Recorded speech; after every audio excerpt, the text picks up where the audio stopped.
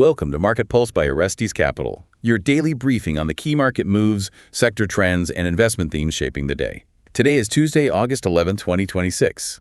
We're Elena and Marcus. This episode is brought to you by Bank Atlas, where the risk of every bank is quantified via proprietary grades and analysis. Learn more at bankatlas.com.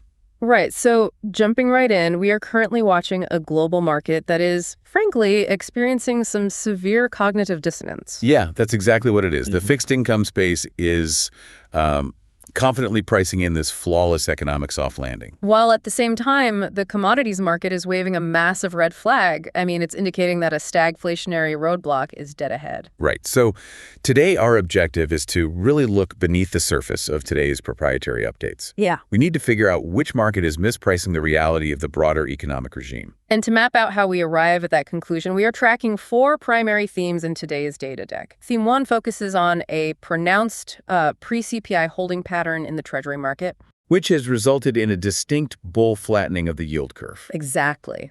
Theme 2 examines a stealth capital rotation occurring completely beneath the surface of the equities market. Right, where capital is rapidly flowing out of mega-cap technology and finding new homes in small caps, alternative asset managers, and the energy sector. And Theme 3 shifts our focus to the commodities complex.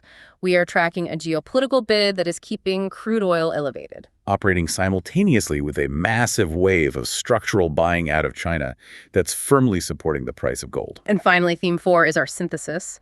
We'll examine what the stark divergence between historically tight corporate credit and these shifting equity flows, what that actually tells you about the true health of the macroeconomic environment. Affirmative. Let's start with block 1. Let's examine the macro landscape and this specific action in the Treasury market today. Right, so we tracked notable movement across the entire curve. The 2-year yield dropped 2.7 basis points, settling at 4.218%. Simultaneously, the 10-year yield dipped 1.6 basis points to close at 4.692%. So this specific price action has really reinforced the flattening dynamic we've been monitoring for, the past several trading sessions in our latest run? It has. But before we dig into the macroeconomic catalyst behind that pricing, we need to apply the first principles rule here. Oh, good point. We frequently discuss yield curve dynamics on this desk, but, for a regular investor trying to navigate this environment, what does a bull flattening curve actually mean in practice? Right. It's a critical signal to understand. And why should they care about this specific formation right now? Well, bull flattening occurs when long-term and short-term interest rates are both falling, but, and this is key, the short-term rates are falling at a much faster pace than the long-term rates. Right, so the spread narrows. Exactly. For you as an investor, this matters deeply because it reveals exactly what institutional capital is anticipating. It signals that the market is actively pricing in cooling inflation, right, which gives the Federal Reserve the green light to initiate near-term rate cuts. Yes. However, because the long end of the curve, the 10-year yield, is remaining relatively anchored and not plummeting, it tells us the institutional money is not forecasting a deep systemic recession. I see. It's essentially the bond market's way of mathematically pricing in a perfect soft landing scenario. Accurate. And the immediate catalyst driving that specific positioning is tomorrow's critical July Consumer Price Index print. Right, the July CPI. And institutional consensus expects a highly benign print.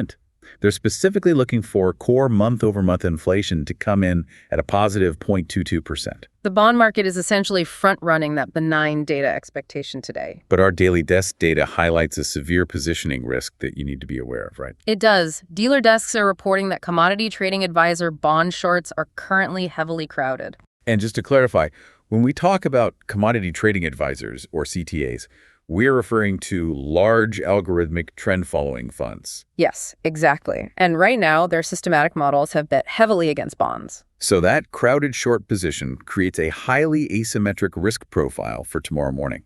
It really does. If inflation surprises to the upside, even by a few fractions of a percent, the narrative of immediate rate cuts shatters. And those systematic CTA funds will be forced to buy bonds rapidly to cover their tracks. Right, and that mechanical buying triggers a violent short squeeze, which could drive yields sharply higher and entirely reverse the bull flattening we saw today. So the current pricing leaves zero margin for error on the inflation front. None whatsoever. Pivoting to the global context, we cannot analyze United States interest rates in a vacuum. No, we can't. Look at the Reserve Bank of Australia. They held their benchmark rate at 4.35% today. And what stands out on our latest run of their policy statement is the explicit characterization of their monetary policy as somewhat restrictive. Which is a clear signal to the market that they believe they have reached the terminal rate for this cycle, and are content to hold until the data forces their hand. Right. You also have to factor in the emerging market political risk premium that is building rapidly. Yeah, look at Brazil. The United States dollar to Brazilian real pair spiked 1% today. And Brazil is exactly 2 months out from their presidential election. Exactly. Despite their central bank cutting rates recently, domestic inflation expectations in the region remain largely unanchored and demand-driven. So as political uncertainty compounds the economic uncertainty, international capital demands a much higher premium to hold Brazilian sovereign debt. Right. And that capital flight is driving the currency significantly weaker against the dollar.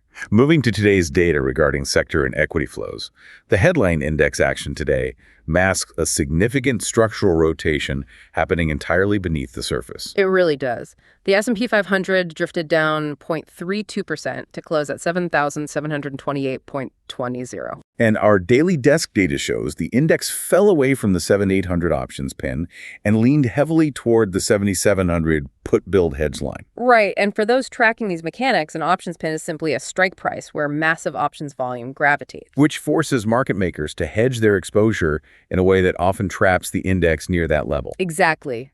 But today, the market broke away from that gravity and drifted toward the downside protection levels. Yeah, while the cap-weighted S&P 500 was down, the Russell 2000 gained 0.32%. And the equal weight S&P 500 was also positive on the day. Which is the hallmark of a textbook capital rotation. Investors are actively taking profits in the highly crowded, highly valued mega cap technology space. Right. I mean, the technology sector broadly was down 0.12%, but we saw much heavier localized selling, with Alphabet dropping 3.84%. And Oracle falling 3.69%. So the key takeaway for you is that this capital is not leaving the equities market in fear.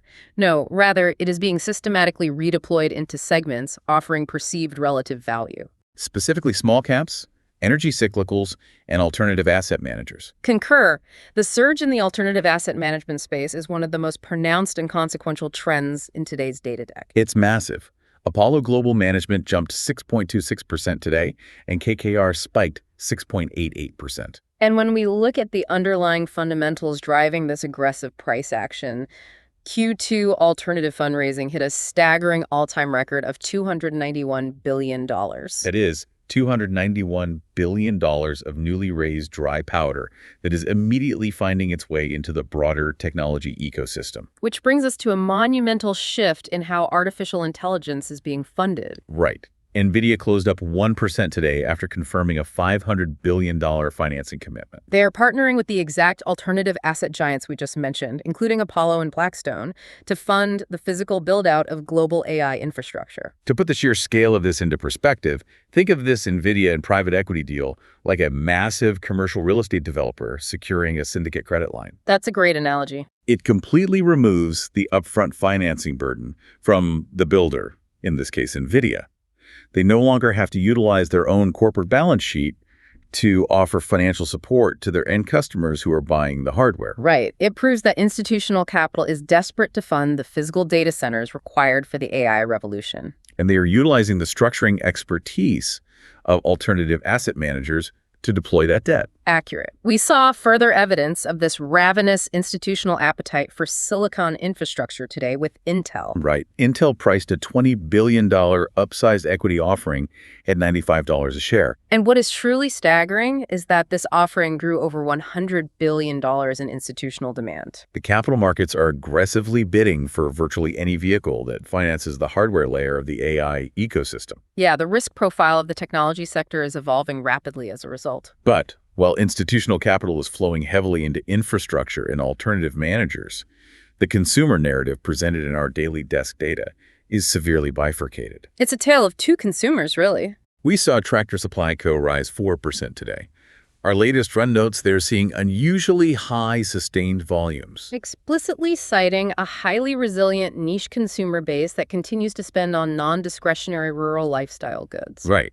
But on the other end of the spectrum, On holding plunged 16% following a notable revenue miss and a downward revision to their full-year guidance. They highlighted severe weakness in their wholesale channels and pointed to broadly cautious consumer spending behavior. So when you look at these two consumer prints together, it demonstrates that the consumer is not uniformly weak, but they have become ruthlessly selective. They are abandoning broad discretionary brands at the first sign of price fatigue, while remaining highly loyal to specific niche retailers that cater to embedded lifestyle needs. Pivoting to the commodities complex and hard assets, because this is where the macroeconomic narrative gets highly complicated. It does. Energy was a primary driver of the broader market rotation today. WTI crude climbed 1.13% to $83.23 a barrel, and Brent crude tested the $89 mark intraday. And the primary catalyst driving the energy complex higher is purely geopolitical risk. We are tracking a severe escalation of tensions around the Strait of Hormuz. Right. There is new hardline political rhetoric demanding immediate reparations from Iran, which has entirely dimmed any lingering institutional hopes for a rapid diplomatic resolution to reopen the strait. So the market is being forced to price in a protracted supply chain disruption. Exactly. When one of the world's most critical energy transit choke points is compromised, the insurance premiums on global shipping spike. And that cost is immediately passed down the line, embedding higher input costs into the global manufacturing sector. Noted. Beyond the energy complex, we are also tracking a massive structural bid in the metals market. Right. While gold pulled back slightly today to $4,372 an ounce, the underlying accumulation trend is entirely historic. Our latest run showed the People's Bank of China purchased 20 metric tons of gold in July alone. Even more striking, Chinese regular non-monetary imports surged to a massive 862 metric tons in just the first half of 2026. Undeniably, that regular non-monetary import figure is the most vital metric on the board. It vastly outpaces the official central bank purchasing. Yes. What you are witnessing is broad-based, systemic capital flight by the Chinese private sector. With the domestic Chinese real estate market no longer functioning as a reliable vehicle for wealth generation, and domestic equities remaining volatile. Retail wealth is aggressively moving into physical hard assets, seeking a sovereign-free store of value. It creates a structural floor under the price of gold that is largely immune to standard Western monetary policy shifts. Exactly. Wait, I have to challenge the overarching macro picture we are painting here, though. Okay, what are you saying? Well, if crude oil is surging toward $89 a barrel, purely on the back of severe geopolitical supply chain risks, how does that square with the bond market's benign inflation narrative that we unpacked in the first block? It's a great point. I mean, aren't the Treasury market and the commodities market telling you completely conflicting stories about where global inflation is heading? Precisely.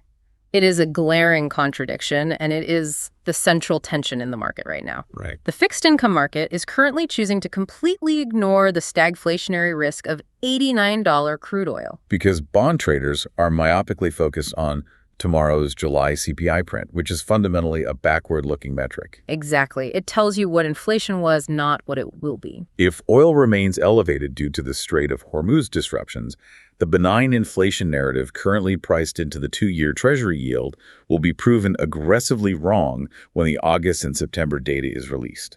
The bond market is essentially driving at high speed while looking exclusively through the rearview mirror. Whereas the commodities market is pointing directly at a massive roadblock ahead. On that point, that structural divergence leads us directly into our synthesis for today. Yes, we need to connect the filing Treasury yields, the stealth equity rotation into small caps and alternative asset managers, and the geopolitical rise in crude oil. When you aggregate these simultaneous asset class movements, the equities and rates markets are broadly pricing in a macroeconomic soft landing. Understood. And the ultimate proof of that soft landing thesis comes directly from the credit markets. Right. When we look at our daily desk data for corporate debt, the high-yield option-adjusted spread is incredibly tight. It is currently sitting at just 265 basis points. And for context, the option-adjusted spread measures the extra yield or premium that investors demand to hold risky corporate debt over risk-free government treasuries. We often say the credit markets are the smartest guys in the room. They sniff out fundamental weakness long before equity traders do. Always. And the fact that high-yield debt, which is the riskiest tier of corporate borrowing, encompassing CCC and BB rated paper, is not showing any signs of distress, Despite the S&P 500 drifting lower today. is the most important signal on the board.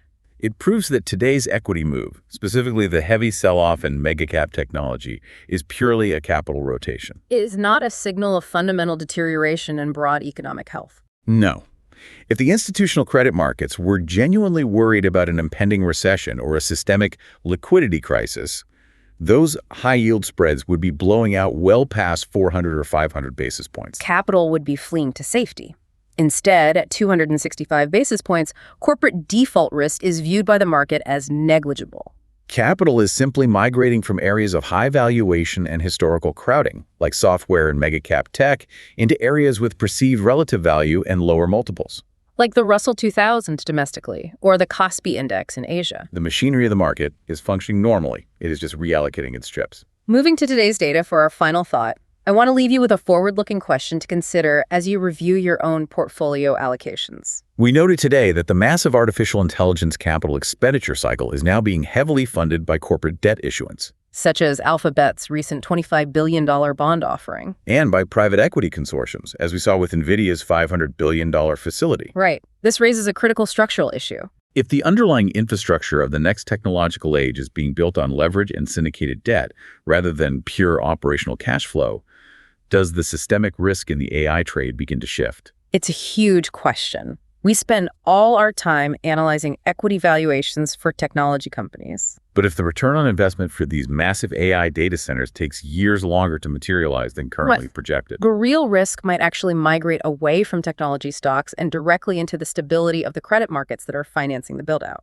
it is a profound dynamic that will reshape how we evaluate risk in the quarters ahead. So to briefly recap today's core takeaways, we witnessed a pre-CPI bull flattening of the Treasury yield curve as the institutional market bets heavily on benign inflation and near-term rate cuts. Beneath the surface of a slightly down S&P 500, a stealth equity rotation drove significant capital out of mega-cap tech and into small caps and alternative asset managers. And finally, escalating geopolitical tensions in the Middle East provided a strong structural bid for crude oil, introducing a stagflationary risk that the bond market is currently choosing to ignore.